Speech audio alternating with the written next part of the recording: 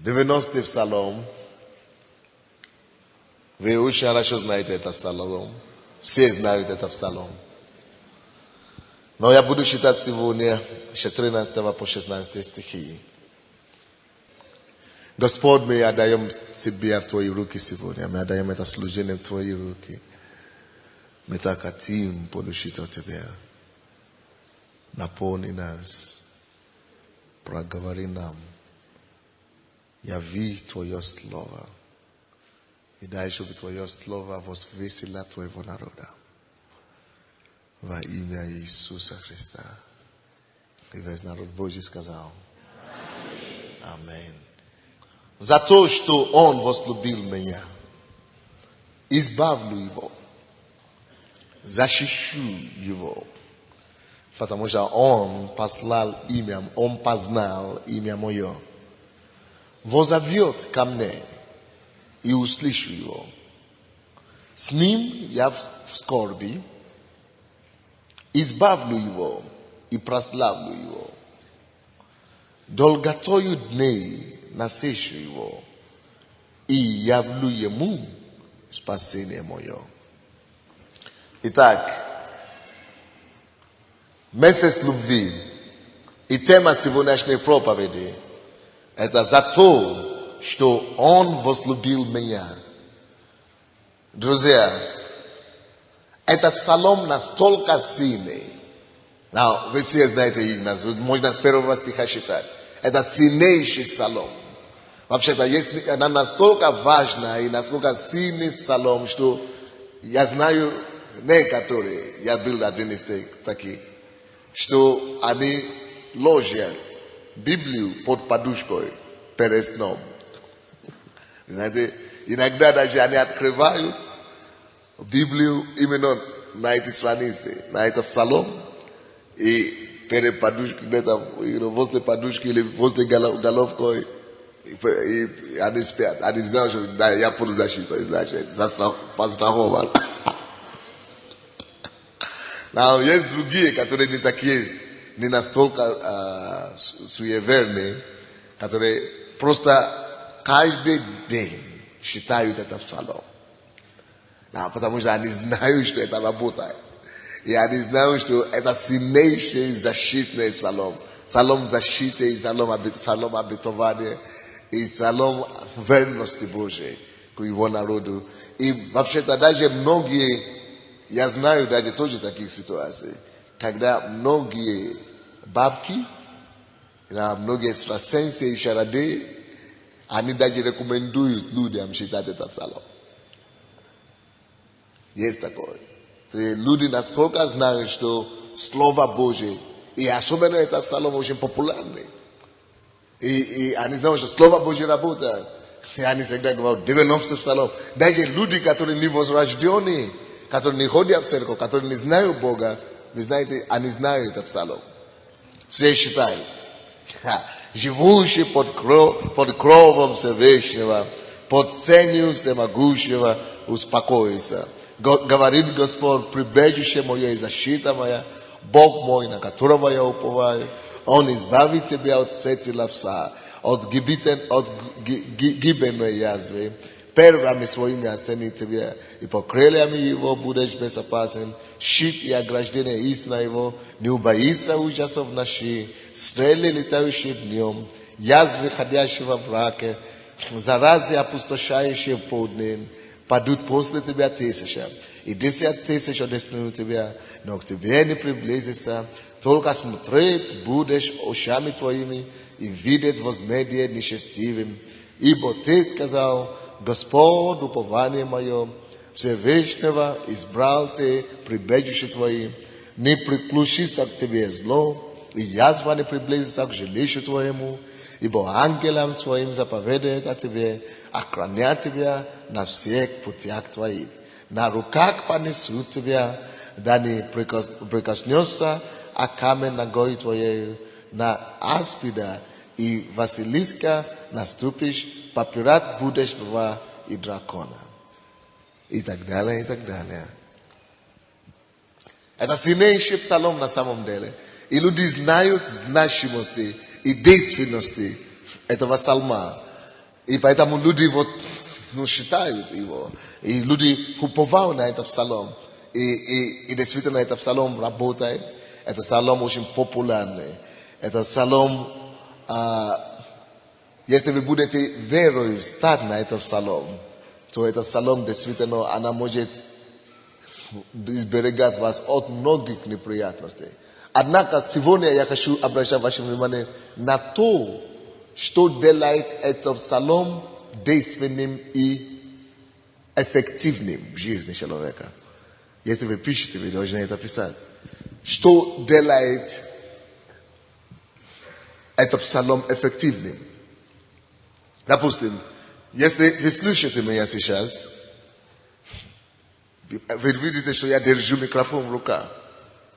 И я говорю в микрофон, и вы слышите меня хорошо в зале.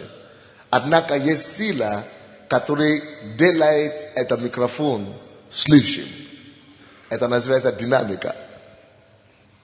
Вот динамика, вот. Динамика.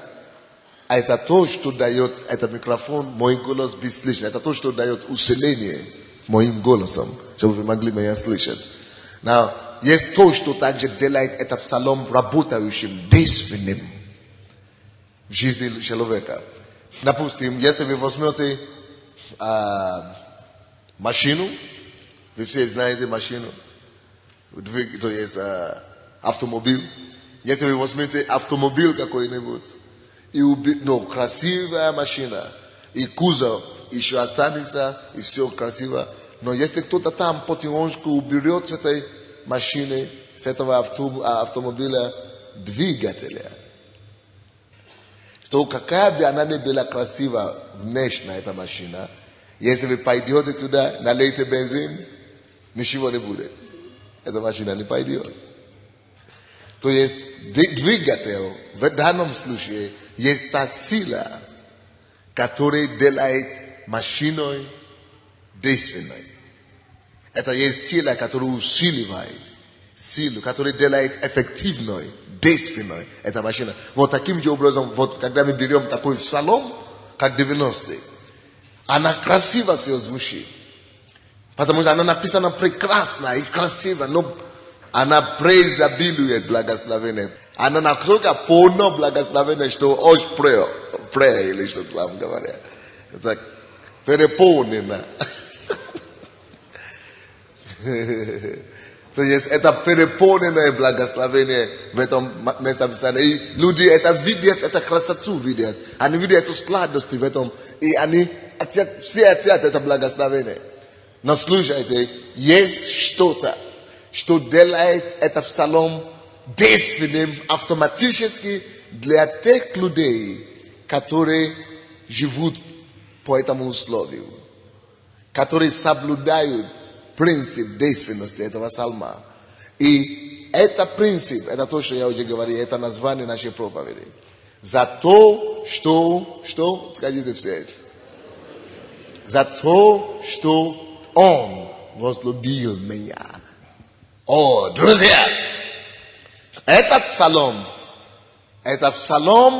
который принадлежит, был дан Духом Святым, под вдохновение Духа Святого, было написано, и этот Дух Святой родил этот псалом. Вы знаете, как подарок, как послание Божие такому человеку, кто любит Господа.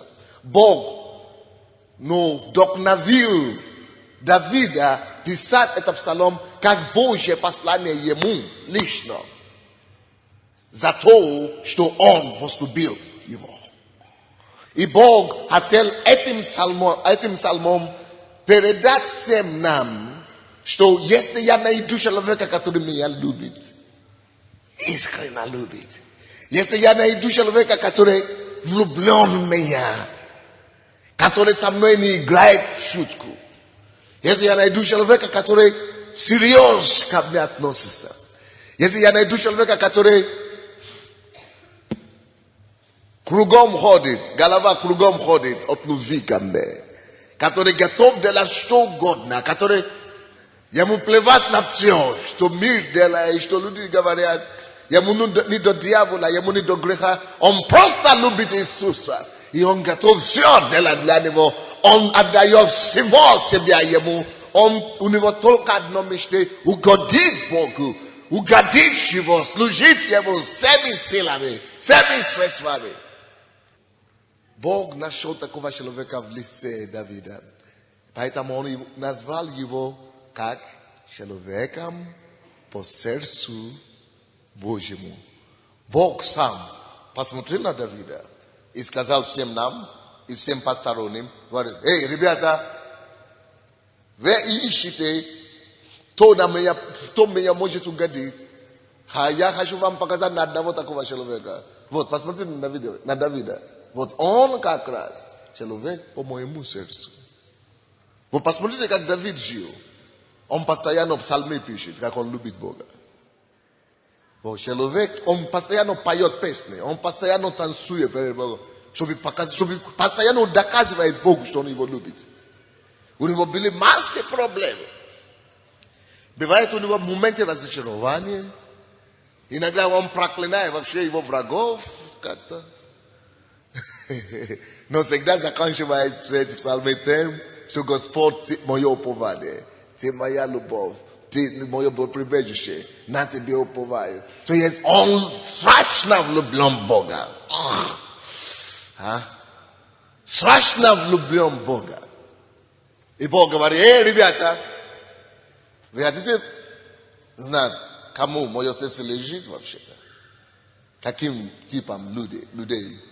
Вот, посмотрите на этого юноша, Давида. Вот, таким, между прочим, не только мое сердце лежит, он вообще человек абсолютно по сердцу моему. Ну, 100%. То есть, по сердцу, короче. Мое сердце думает только о таких. Мое сердце мечтает. Но я ищу таких. Вы знаете, настолько мало таких людей, что это дефицит даже перед Богом. Бог ищет таких. Люди, которые бы любили Его неоглядно. Вы вообще-то, ребята, когда-то были влюблены, не? Физически, имею в виду, то есть миру, то есть или в жизни. Я, допустим, женат. Знаете, когда я был влюблен в босса, Боже мой, я по 4 часа с Москвой разговаривал по телефону, я не считал счета, а потом выкладывал всю зарплату только на телефоне разговаривал.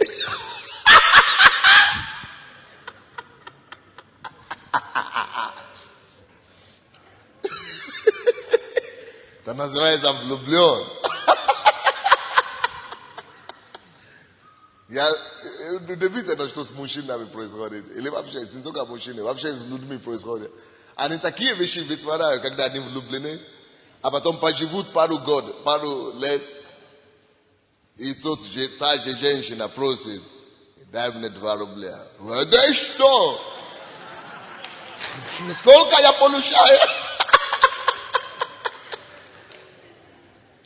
Он забил. Что когда она даже не просила ничего от него, он все выкладывал на разговоре.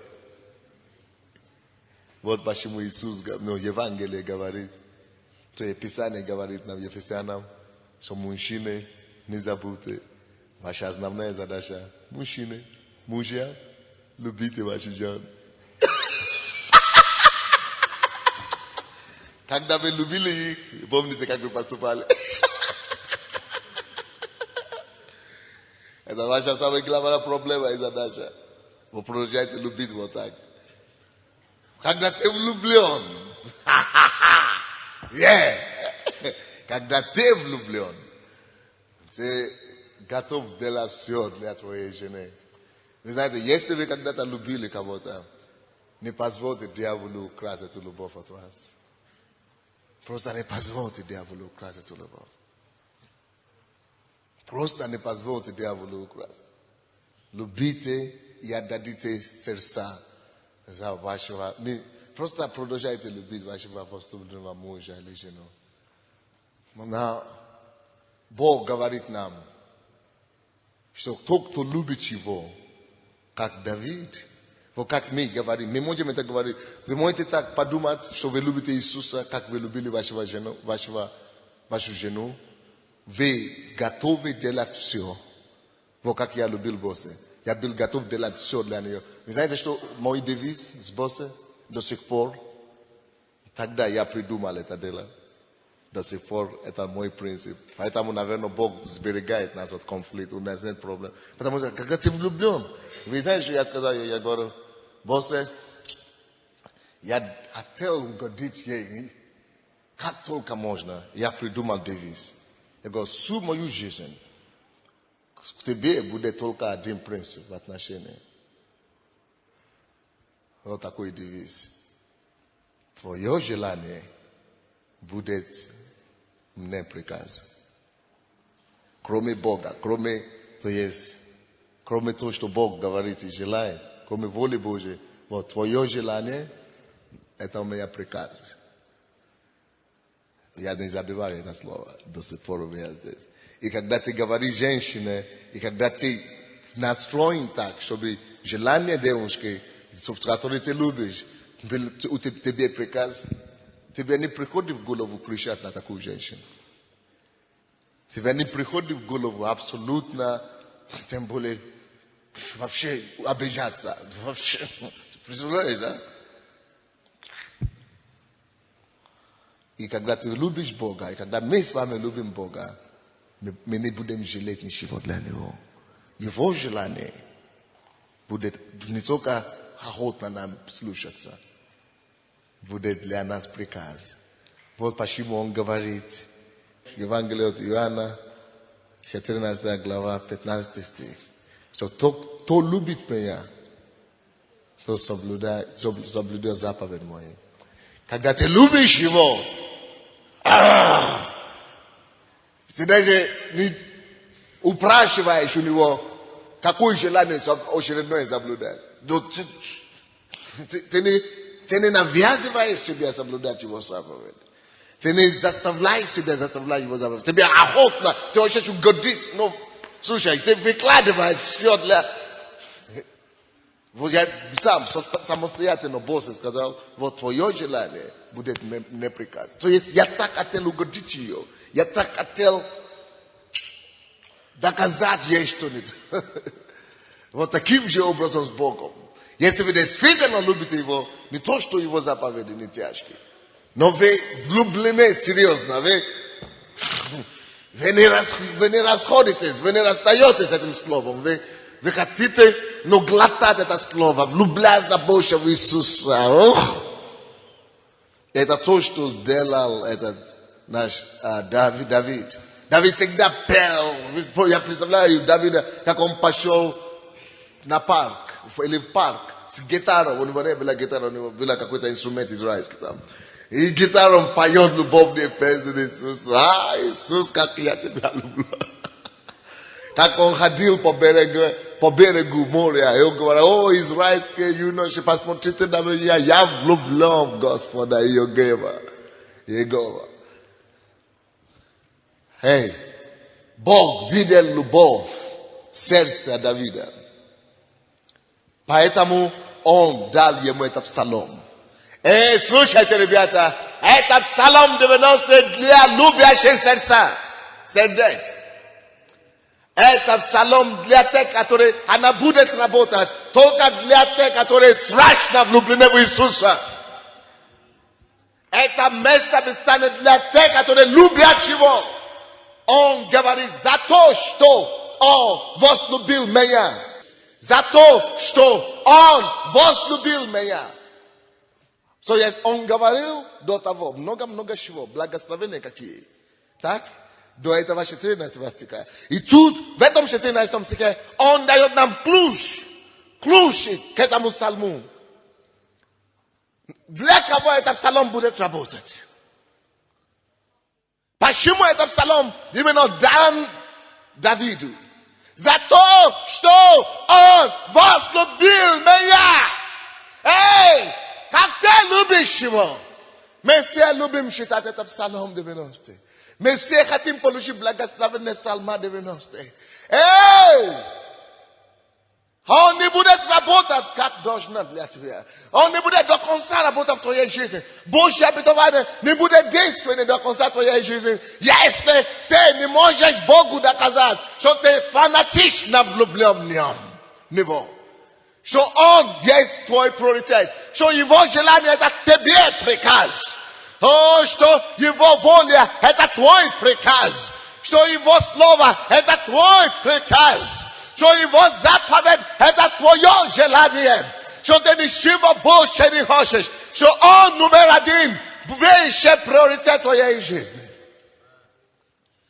Вот для тех, которые действительно любят Его. Те, которые любят Его за то, что Он возлюбил нас прежде. Те, которые любят Его за то, что Он спас нас, пролил свою кровь за нас, отдал свою жизнь за нас. Но что еще Ему делать, чтобы мы Его любили? Как должно. Он возлюбил нас прежде. Он доказал свою любовь нам. Знаете, Иисус делал все, чтобы заслужить нашу любовь. Он искупил нас. Он дал поместить даже в наши сердца любовь уже. 14 стих. Еще раз посмотрите. За то, что Он возлюбил меня. Эй, смотрите на меня, дорогой. Насколько ты любишь Его. Ты когда-то был влюблен или нет? Вот сравнивай. Твою любовь. Тогда с твоей любовью сейчас Иисусом. Эй, вернись домой. Вернись домой. Давайте вернемся домой. Эй, если есть кого нужно влюбляться по-настоящему, нужно отдать душу и сердце, который тебя никогда не предаст и не разочарует. Это не девушка, это не парень, это не работа. Знаешь, что работа делает? Доведет тебя до инфаркта и отправит тебя на пенсию.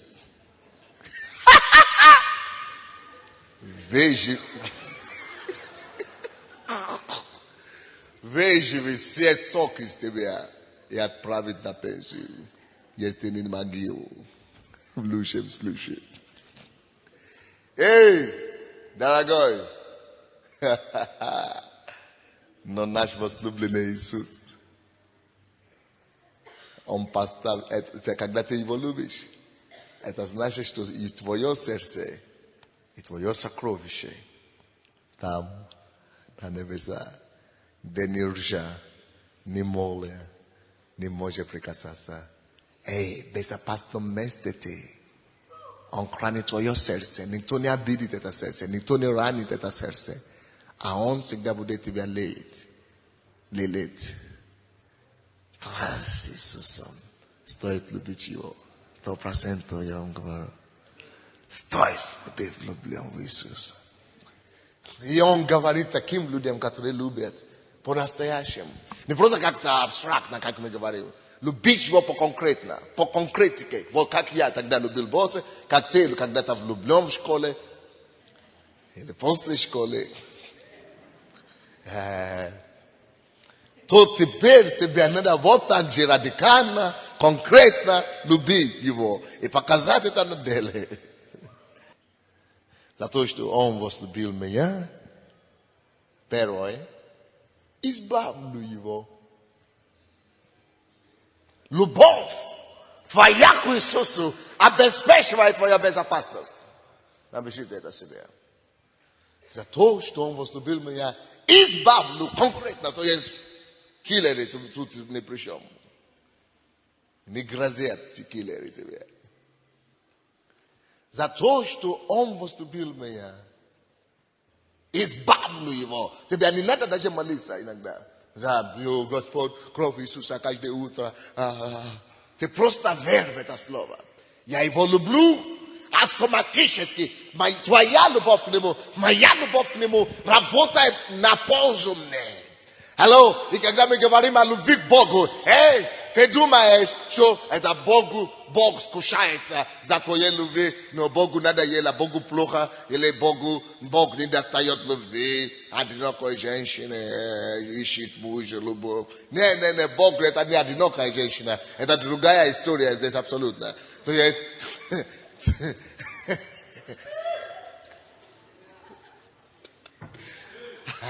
здесь Бог не требует твою любовь и не нуждается в твоей любви. Вы знаете, вообще-то, ваша любовь, любиться в Бога и любить Бога всем сердцем, это не потому, что ему что-то это даст. Это потому, что нам это что-то дает. Любить Бога, это твоя безопасность. Любить Бога, это твое счастье в жизни. Любить Бога, это ты себе открываешь кран с неба. Кран, откуда потечет благословение. Кран с неба открывается, откуда потечет жизнь тебе. Кран с неба, откуда потечет защита и безопасность. Кран, откуда потечет здоровье, мир и счастье. Любовь Бога высвобождает все с неба. Представляете, если Бог только за то, что кто-то его возлюбил, Он дал такие впечатляющие, замечательнейшие местописания. И говорит, тому, кто любит меня, вот ему такое обетование. Все знают, это значит, если вы изучите это местописание хорошо, вы поймете, что все связано с ниткой любви к Богу. Любовь к Богу высвобождает все. Это золотая нитка, которая все высвобождает в жизни человека. Я еще не видел человека, который радикально любит Иисуса, который служит Ему, который выполняет все обетования и все постановления, все заповеди Бога с любовью, который с радостью служит Богу, чтобы Бог не поднимал его, чтобы Бог не избавлял его, чтобы Бог не защитил его, чтобы Господь не помазал его елей радости, чтобы Господь не возвысил его голову, не бывает. Любовь Бога – это то, что освобождает все, что есть у Бога. В нашей жизни такого человека. Подойдите сюда, вы прекрасная пара выглядите. Это твоя жена? Да. Это твой муж? Amen. Окей. Now, я вам это покажу, что любовь к Богу высвобождает все от Бога в вашу жизнь. Now, кто сделал предложение? Кому? Ты сделал ей предложение? Да. Good. Это не случайный вопрос, я знаю. Ты ухаживал за ней? Да. Я знаю, как он умеет. Окей. Теперь слушайте дальше. Now, Иван, вообще-то он по натуре такой. Он умеет ухаживать, любить и заботиться о человеке. Но слушайте, я представлял тогда, что он может вытворять, когда он влюблен. Значит, Иван влюбился в Наташу, и это значит, он ухаживал за ней, делал ей предложение, ухаживать. А процесс ухаживания, вы знаете, что это такое? Это когда ухаживание вообще, это процесс завоевания сердца. Кто это понимает? А когда ты завоеваешь сердце, значит, все, что у нее есть, принадлежит тебе. А не муж и жена. Наташа, когда он ухаживает за тобой и делает тебе предложение, скорее всего, ты, может быть, не сразу согласилась, но в конце концов согласилась. Конечно, я не сразу согласилась. Вот, не сразу согласилась. А я знаю, почему она согласилась. Вы знаете почему? Я вам скажу почему. Она согласилась, потому что она увидела его любовь, как он ухаживал, его заботу о ней, его внимание к ней. Когда ты ухаживаешь за девушку, показываешь ей, как ты важна, ты красивая, я тебя люблю, ты симпатичная, ты высокая, у тебя волос, как пальмы африканские. как листья пальмы, как кедра на диване.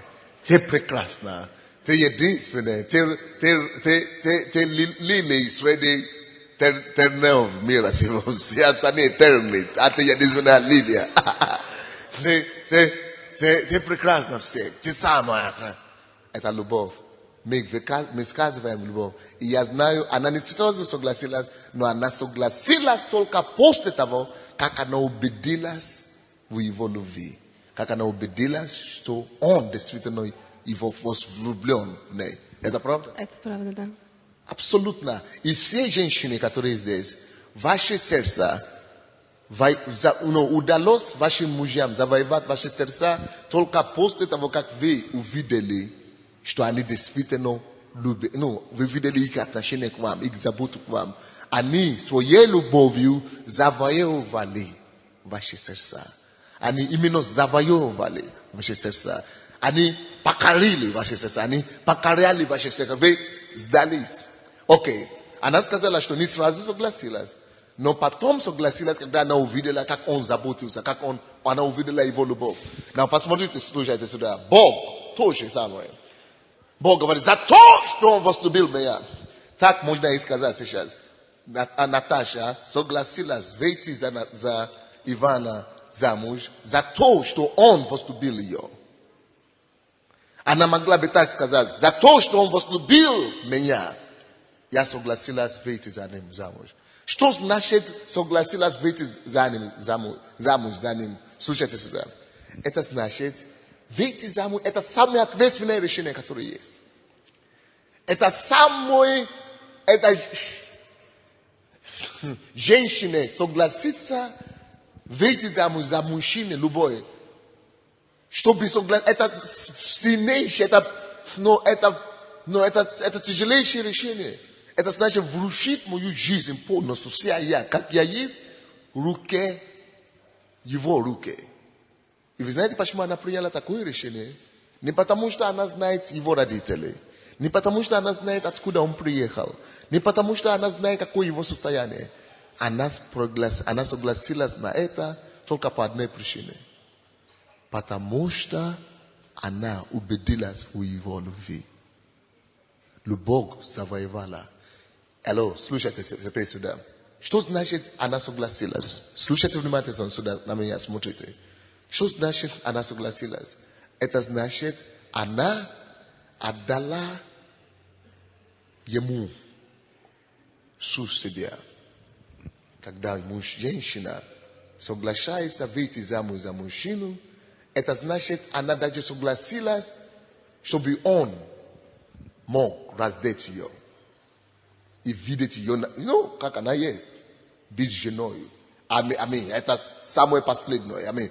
Женщина не должна, это должна сумасшедшая женщина, которая позволяет каждому мужчину видеть ее наготу и, видеть ее внутренность. Но это не бывает. Человек, любой человек хранит свою, это самое. Но когда женщина видит его любовь и убеждается в этой любви, она готова даже на это. И это делает с удовольствием. Она дает себе не только знание ее, она дает не только ее тело, она дает ее душу, ее сердце, она дает ее имение. Это значит, все, что я есть, я согласна выйти за тебя замуж. Это обозначает, я отдаю себе тебе. По какой причине? Только потому, что он ухаживал, он убедил ее в том, что он любит ее. Иисус тот же самый говорит, Бог говорит, за то, что он возлюбил меня, он доказал мне, что он любит меня. Все, что у меня есть, Бог говорит. За то, что, допустим, это Бог. Допустим, как это сказать? Допустим, тот же самый, допустим, это Бог, Наташа, да? И он человек. И говорит, и Бог теперь говорит, за то, что он доказал мне, что он любит меня. Наташа говорит, за то, как Бог. За то, что он доказал его любовь, что он любит меня. Я отдаю ему себе. Все то, что у меня есть. Когда Наташа согласилась выйти за него, она согласилась отдать себе полностью все то, что у нее есть вообще. Любовь не только покарает, любовь запрашивает. И любовь завоюет и обладает и имеет доступ к полноте того человека. Слушайте сюда, друзья. И вы не поняли, я что вы поняли. Как Бог говорит, за то, что ты возлюбил меня, все, что у меня есть, как эта женщина, которая согласилась выйти замуж, и все, что у нее есть, принадлежит ему, тот, кто доказал и возлюбил на самом деле. Когда вы любите Бога всем сердцем, все, что у Бога есть, вы покараете сердце Бога вашей любовью, и все то, что у Бога есть, становится доступно вам. Потому что за то, что любовь, веровка любви тянет к себе все. Любовь ваша к Богу высвобождает все Божие в вашей жизни. Это непонятно, нет? Любовь Бога высвобождает все его сокровища на вашу жизнь. Если вы будете любить его всем сердцем, тем больше вы любите его, тем радикально вы влюблены в Иисуса, определяя сколько Бога, сколько его благословения, сколько его полноту, сколько его величия, сколько его безограниченности, сколько его процветания, сколько его мира, сколько его жизни, сколько его мира, сколько его благополучия, благочестия, сколько его полноты вы завоюиваете. Любовь покарает сердце, и она обладает всем. И это тоже, вот это чувство, что он покорил ее и завоевал ее себе любовью, это Бог дал нам, это Бог создал нам это чувство. Потому что сам Бог так есть. Это прообраз наших тоже отношений с Ним. Как наша любовь к Нему могло расположить его сердце полностью к нам и запускать все, что у него есть, на нас. Это понятно или недостаточно, неубедительно доказал? А? Все понятно? Спасибо вам большое. Вы хорошая пара, поэтому я вас вызвал.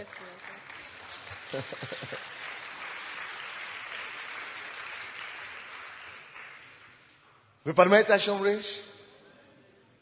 Он говорит, за то, что он возлюбил меня. Он говорит, я охрану. Посмотрите, что он пишет дальше. За то, что он возлюбил меня, защищу его, избавлю его, потому что он послал имя мое, воззовет ко мне, и услышу его, с ним я буду в скорби, избавлю его, и прославлю его, долготу дней насыщу его, и явлю ему спасение мое. Ну сколько?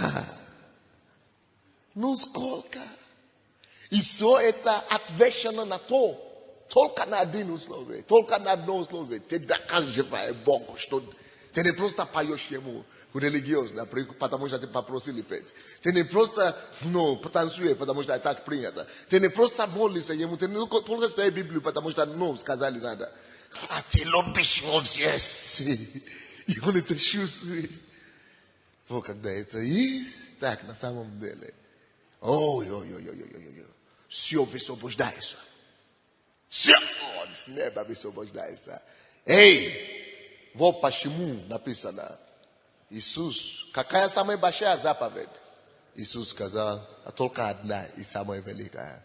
Возлюби Господа Бога твоего всем сердцем, всей душой, всей крепостью, всем разумом.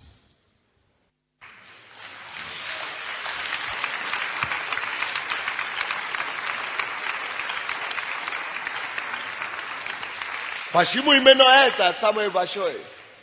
Не потому что Богу это не хватает, а потому что вот это высвободит все в твою жизнь. Потому что вот это как раз сделает тебя всем, кем ты мечтал стать всю жизнь. А кто любит меня, говорит, тот и соблюдает заповедь мою. Вы понимаете это, не? А кто любит его, соблюдает его заповедь.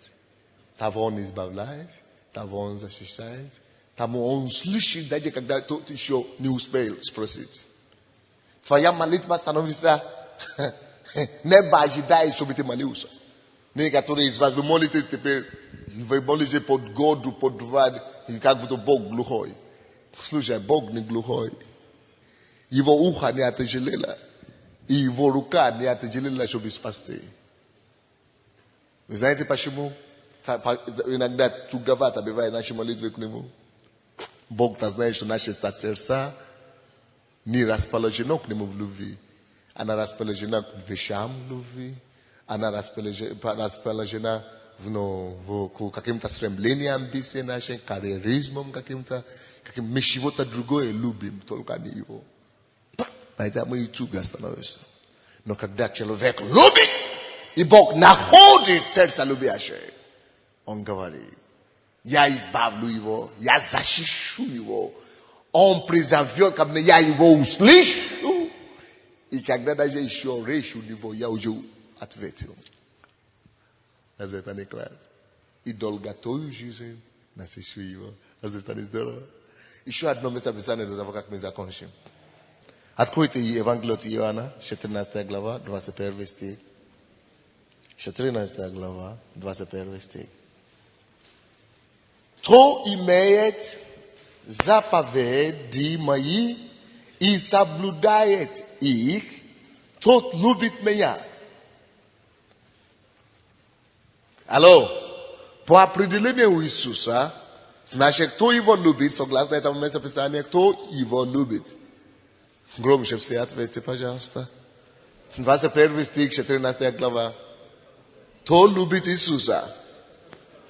Тот, который что?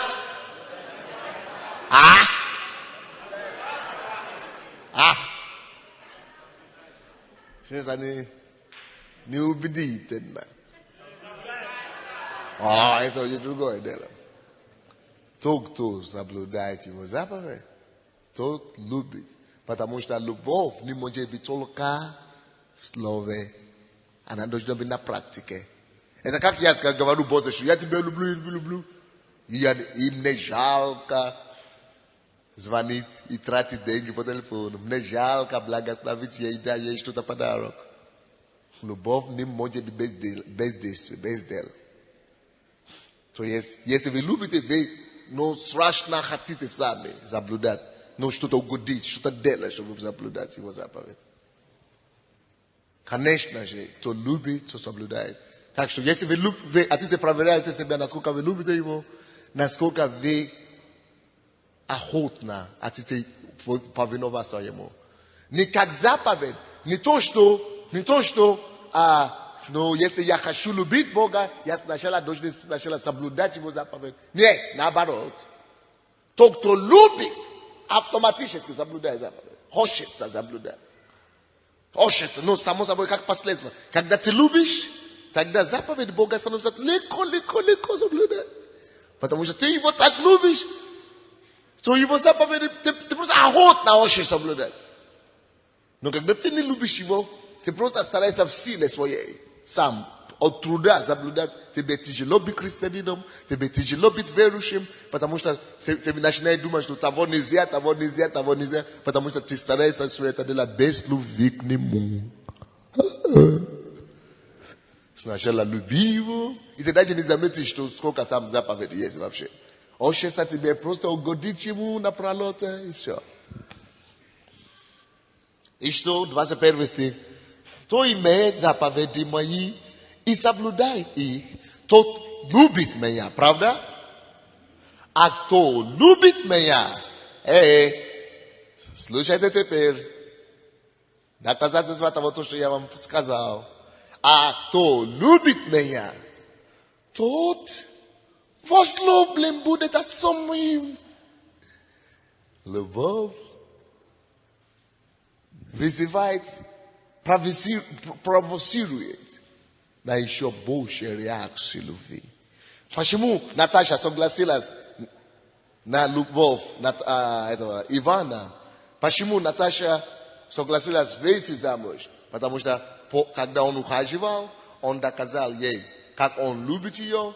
Она это увидела, убедилась в его любви, и она сама влюбилась. Любовь, когда ты любишь по-настоящему, Любов порождает Божья любви в ответе. Если ты любишь Бога, ты станешь его любимцем. Мы часто говорим, Бог нелицеприятен, значит. Вот Бог всех одинаково любит, значит. Ерунда какой-то. Да. Если все стали бы на одной плоскости, Бог все одинаково любит. Но если кто-то сделает то, что ему угодно по сердцу, если кто-то будет его любить радикально, того он не будет любить Божье. Потому что он говорит, что тот, кто любит меня, того возлюбит. Это особенно. Кроме того, что он любит все уже автоматически, раньше вообще все вместе, то тут, кого он видит, что любит его отдельно и сознательно, того он вообще еще и любит Божье. Ты становишься Божьим любимцем. Я верю, что можно быть Божьим любимцем. Я знаю, что я один из них.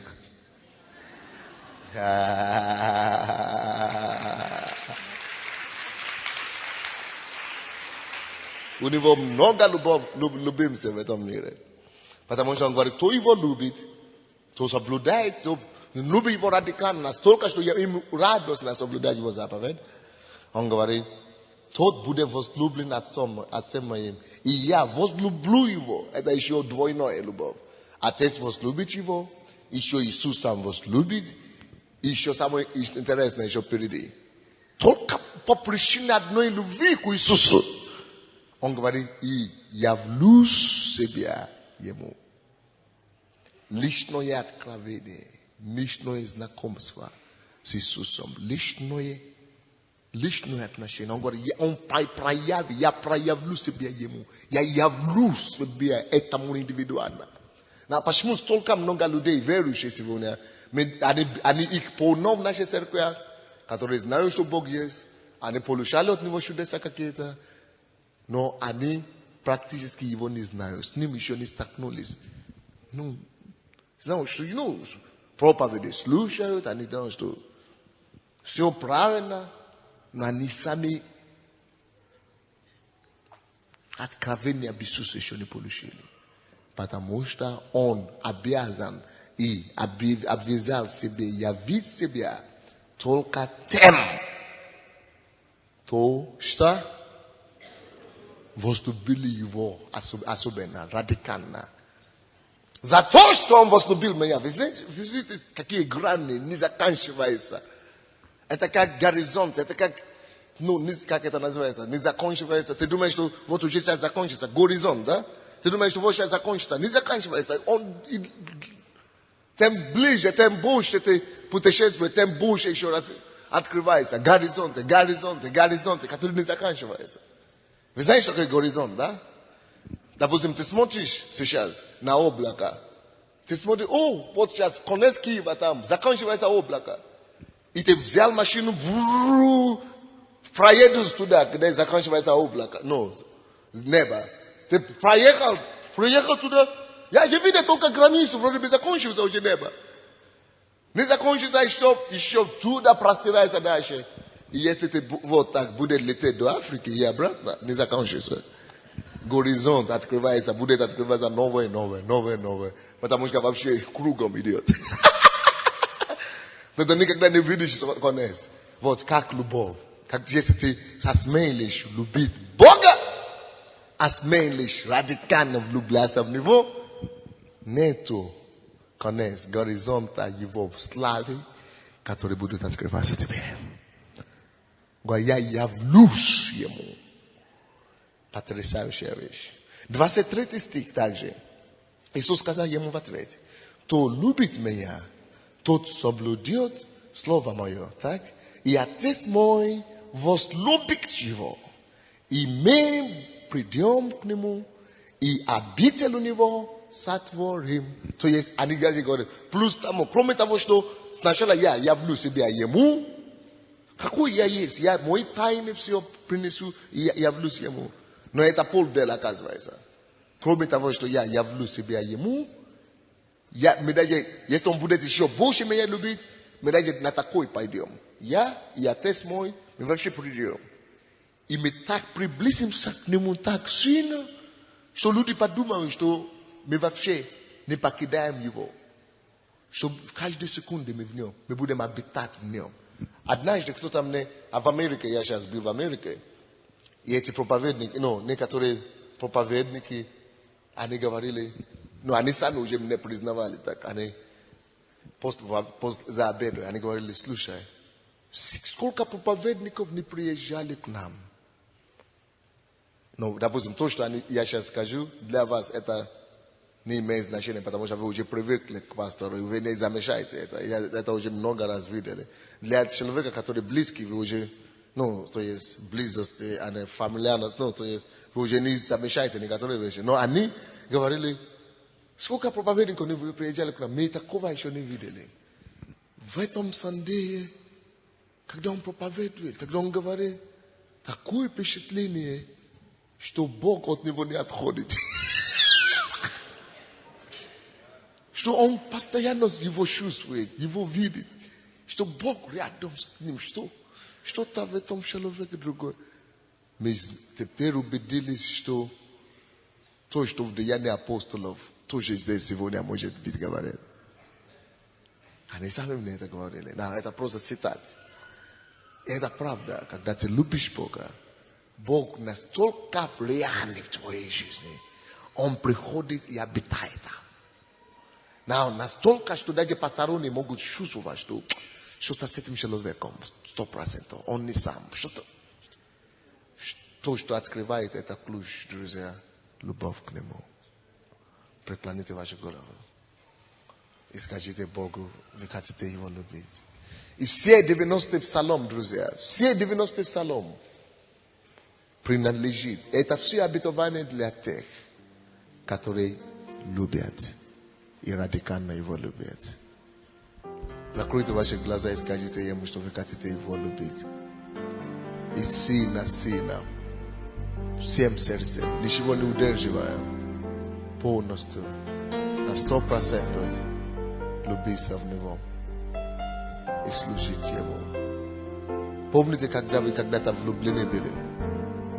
Вот такое же соотношение любви к Богу. Ощущайте, развейте его. Это здорово так. И пользу с этого, без конца.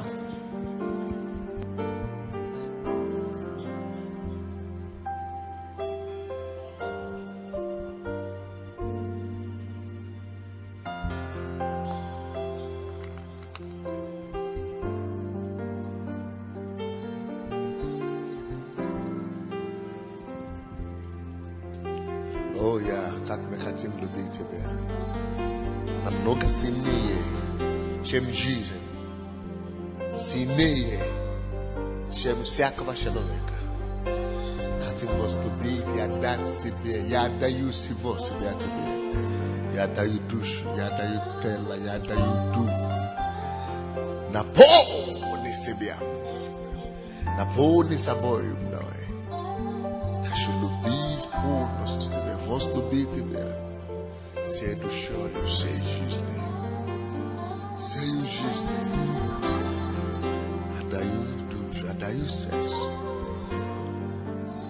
чтобы угождать тебе, следить за тобой, повиноваться твоим заповедям и служить тебе. Чтобы тебе дороже всего на свете в нашей сердце, в нашей жизни. Это наша мечта, Господь. Угодить тебе, чтобы ты мог прийти и являть себе нам. Чтобы ты мог прийти и возлюбить нас. Чтобы Отец Твой возлюбил еще нас индивидуально, Боже. Чтобы ты мог прийти и сделать Твой обитель в нас. Мы хотим просто влюбляться в Тебя. Прилив Божьей любви, это благодать приходит на вас. Благодать любить Его. Благодать ощущать Его. Благодать прикоснуться к Нему. Прими это сейчас. Войди в это место покоя. Иисус. Тебе слава и хвала. Иисуса Христа. И весь народ Божий сказал.